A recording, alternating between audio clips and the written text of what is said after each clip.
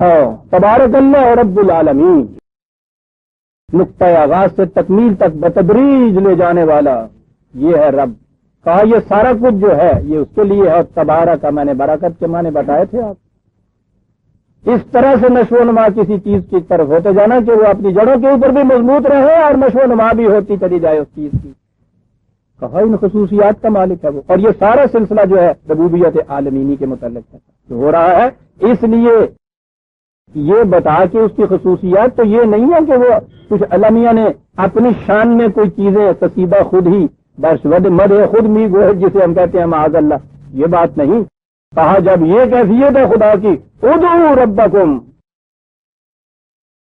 رب العالمین ہے وہ، سارا نظام اس طرح سے ہے۔ ادعو کے معنی جب ہمارے ہاں کہا جاتے ہیں نا اس کو پکارو، پھر یہاں سے وہ دعا کا لفظ آپ کے یہاں آ جاتا ہے، اس کے ترجمہ ہی ہوتا ہے دعا مانگو۔ پھر دعا کا جو مفہوم ہمارے ذہن میں ہے وہ ہے، یہ چیزیں تفصیل سے پہلے آ چکی ہوئی ہیں، ہر بار اتنی تفصیل تو نہیں بیان کی جا سکتی۔ تفصیل دیکھنی ہو تو چونکہ میں نے پھر ان چیزوں کو محفوظ کر دیا ہے تحریر میں، کتاب التقدیر میں دعا کا باب ہے، اس کو دیکھیے گا اس کے معنی کیا ہے۔ پکارو اس کو، پکارو ربکم، اپنی ربوبیت کے لیے، اپنی نشو و نما کے لیے آواز دو۔ یہ کس سے آواز دو؟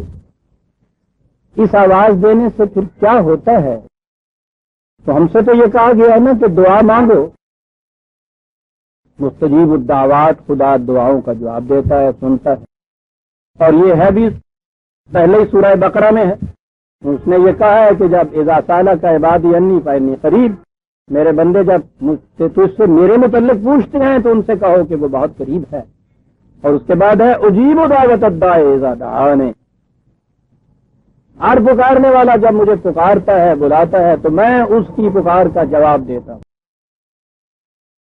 اس مقام کے اوپر بڑی اشکال آ کے پڑتی تھی، بڑے اعتراضات آ کے پڑتے تھے۔ ہر شخص اپنی مصیبت میں خدا کو پکارتا ہے، دعا مانگتا ہے، ٹھیک ہے، یہ چیز تو معلوم ہے۔ اس نے کہا ہے کہ عجیب دعوت الداعی اذا دعان، ہر پکارنے والے کی پکار کا جواب دیتا ہوں جب مجھے وہ پکارتا ہے۔ تو اس کے بعد یہ کہتے ہیں کہ صاحب وہ تو جواب تو ملتا نہیں ہے۔ ہزاروں، سینکڑوں، لاکھوں کی تعداد میں یہ مصیبت زدہ لوگ دعائیں مانگتے ہیں، کوئی مصیبت حل نہیں ہو رہی، دعا کا جواب تو نہیں مل رہا ہے۔ اور فرمائیے آپ، مانے اگر ہم نے یہ لے لیے تو یہ دعا کرنی ہے اپنی مشکل کے لیے، اپنی مصیبت کے لیے دعا کرتا ہے نا، اور اس کے معنی اگر یہ عجیب اجابت دعا کے معنی ہو جائے کہ وہ دعا قبول کر لیتا ہے، اس کا جواب دیتا ہے، تو یہ تو عملی تجربہ ہمارا ہے کہ جواب یوں بھی نہیں ملتا، ہمیں کان میں آواز تو نہیں آتی، اور نہ جس کام کے لیے دعا کی جاتی ہے ضروری ہے، یہ بھی ضروری نہیں ہے کہ وہ پورا ہی ہو جاتا ہو۔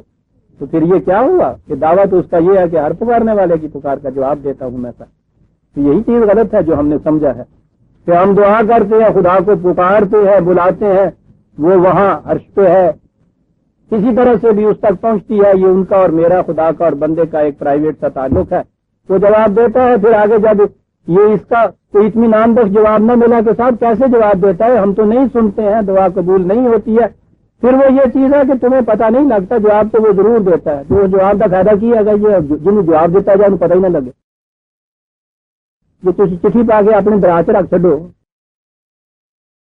سوچیے عزیزان من، اور اگر جواب دینے کے معنی اس کی طرف سے تو یہی ہوگا نا کہ جو دعا آپ مانگیں پوری ہو جائے، اور یہ ہمارا عملی تجربہ ہے کہ ہر دعا تو پوری نہیں ہوتی، کہاں سے جواب ملتا ہے صاحب، کیسے پکارا جائے گا؟ زندگی کے ہر براہے کے اوپر جہاں جا کے تم آپ کو پتہ چلے کہ مجھے کہاں جانا ہے، کس طرف مڑوں میں، صحیح راستہ کون سے ہے، وہاں آپ ہر جانے والے کو آواز دیتے ہیں اور بھائی ذرا گل سنیے، میں نے جانا ہے مزن کی طرف، کدھر جاؤں؟ وہ کہتا ہے کہ ادھر کو جاؤ۔ یہ پکارنا ہے، یہ اسے بلانا ہے، یہ اس سے پوچھنا ہے۔ جو جانتا ہے وہ آپ کی اس پکار کا جواب کیسے دیتا ہے؟ آپ کو راستہ بتاتا ہے۔ خدا سے باتیں کیسے ہوتی ہیں ہمارے ہاں؟ یہ ہے وہ چیز کہ جس الجھاؤ میں پڑی آ کے امت اور معاملہ ختم کر دیا۔ یہ خدا کی باتیں کیا ہیں؟ اسے آپ کلام اللہ کہتے ہیں یا نہیں؟ خود قرآن نے کلام اللہ کہا ہے، یہ اس کی بات ہی ہے. میں پوچھتا یہ ہوں کہ اگر کسی رہنما یا ٹورزم والے جو ہیں ان کے ہاں کے یہ سارے جتنی بھی چیزیں معلومات ہیں وہ کسی ریکارڈ کے اندر انہوں نے ٹیپ ریکارڈر میں ریکارڈ کر دی ہوں, وہ آپ کے پاس محفوظ رکھا ہو, جس مقام کے اوپر آپ کو ضرورت پڑے اس مقام کے اوپر آپ اس ٹیپ کو لگائیں اور اس کے اندر سے آپ کو جواب ملے کہ یہاں تم جو کھڑے ہوئے ہو یہاں سے دائیں طرف کو چلے جاؤ, یہاں سے بائیں کو چلے جاؤ, یہ آپ کی پکار کا جواب مل رہا ہے یا نہیں مل رہا؟ اس میں جو اسے کلام اللہ کہا اور کہا کہ یہ محفوظ ہے, کلام محفوظ جو ہے آپ کی, جس مقام پہ بھی آپ کو ضرورت پڑے پوچھنے کی کہ میں کدھر کو جاؤں, اس مقام کے اوپر یہاں سے دیکھیے کہ کہاں اس نے یہ چیز محفوظ رکھی ہے. اتنی قریب, کہاں دور نہیں, تمہارے ہاتھ میں ہے, تمہارے سامنے رکھی ہے میری کلام. میں کوئی دور ہوں؟ باتیں کرنا چاہتے ہو مجھ سے؟ میں نے تو باتیں کی ہوئی ہیں, جتنی باتیں کرنی تھی کی ہوئی ہیں, محفوظ کر کے دے دیا. اسی لیے قرآن کو کہا کہ یہ محفوظ کر دیا. کہا ہم نے یہ قرآن نازل کیا, ہم نے محفوظ کیا ہے, محفوظ ہے تمہارے پاس. اس سے زیادہ قریب بھی کوئی چیز اور ہو سکتی؟ دن رات, صبح شام, رات کی تنہائیوں کے اندر جب بھی کوئی کھٹک پیدا ہو, جب بھی کوئی سوال پیدا ہو, اٹھیے اور لیجیے اس کو, اتنی قریب.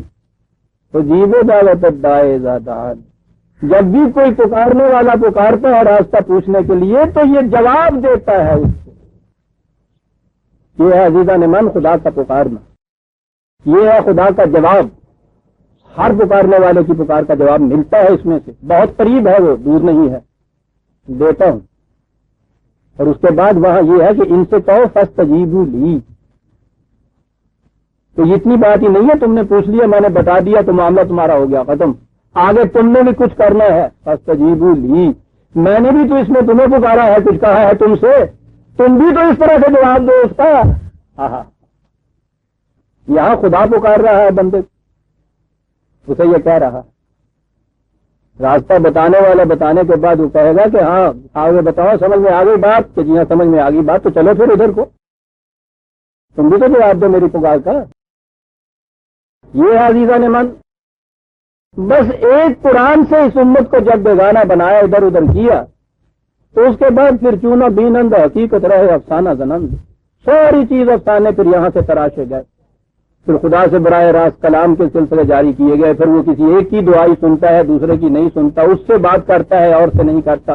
اور یہ جو کلام اللہ ہے یہ بس صرف ثواب کے لیے رہ گیا. کلام اللہ ہے عزیزان من, بڑی بڑی گہری چیز ہے جس سے کہا گیا یہ کلام ہے, اس باتیں کرتا ہے. یہ پکارو تم, میں پکار کا جواب دیتا ہوں. ادعوا ربکم, پکارو تم خدا اپنے ربکم, جہاں بھی ربوبیت کی تمہیں ضرورت پڑے. اور ربوبیت کی ضرورت کہاں نہیں پڑتی؟ اللہ یامن و شان کا ہے, ہر شے اپنی ربوبیت کے لیے اس کے تقاضے بدلتے رہتے ہیں, ہر عام تقاضے بدلتے رہتے ہیں. یا سلو, ہر شے محتاج ہوتی ہے. اس آیت کا ترجمہ بھی عجیب و غریب ہے, خیر یہ تو بات اور ہے. ہر عام تقاضے بدلتے رہتے ہیں ربوبیت کے. جو تقاضا بھی تمہارے سامنے آئے, معلوم کرنا ہو کہ ربوبیت کیسے اس کے بعد ہوگی, ہم سے پوچھو, ہم جواب دیں گے. یہ بات کہ ربوبیت کے لیے پوچھو, تضرعاً و خفیۃً. اب ہمارے یہاں وہ ترجمہ تھا تضرع, ذرا اس کے معنی ترجمہ ہوا گریہ و زاری, نالا و فریاد, جھکے ہوئے, انکساری کے ساتھ, روتے ہوئے, چیختے ہوئے. جتنے یہ بڑے بڑے آپ کے ہاں مقربین بنائے جاتے ہیں, ان کی زندگیاں آپ دیکھیے, صاحب لکھا ہوا ہوتا ہے کہ حضور جو سجدے میں گئے ہیں 40 سال تک روتے رہے, اس کے اندر خدا کو تضرعاً پکارتے رہے, صاحب کھڑے ہوئے روتے رہے. تو یہاں اتنے بال ہو گئے کہ چڑیوں نے گھونسلے بنا لیے ان کے اندر. تضرعاً یہ ہو رہا تھا, تضرعاً. وہاں ہے ربکم, عجیب چیز عزیزان من, پکارو اسے, پکار کا جواب دے گا تمہاری. کس طرح پکارو؟ ذرا ان کہتے ہیں تھن کو, ماں کے تھن کو جس میں سے دودھ نکلتا ہے, کہتا ہے یوں پکارو جیسے بچہ بھوکتے وقت ماں کے تھن کو پکارتا ہے اور اس میں سے دودھ کی نہریں جاری ہو جاتی ہیں. تضرعاً پکارو, اندر ایک ضرورت کا احساس ہو, وہاں سے ایک آرزو بیدار ہوتی ہے, اس کے بعد لپک کے وہ بچہ جاتا ہے، کسی اور طرف نہیں جاتا، اندر اس کے یہ چیز ہوتی ہے، اسی کی طرف جاتا ہے۔ کاہے کے لیے جاتا ہے؟ ربوبیت کے لیے جاتا ہے۔ جب بھی وہ پکارتا ہے، ملتا ہے نا جواب، وہاں سے اس کی دعا کا تضرعاً پکار۔ ارے یہ سامان بھی تو ہم نہیں کیا تھا، وہ کہتے ہیں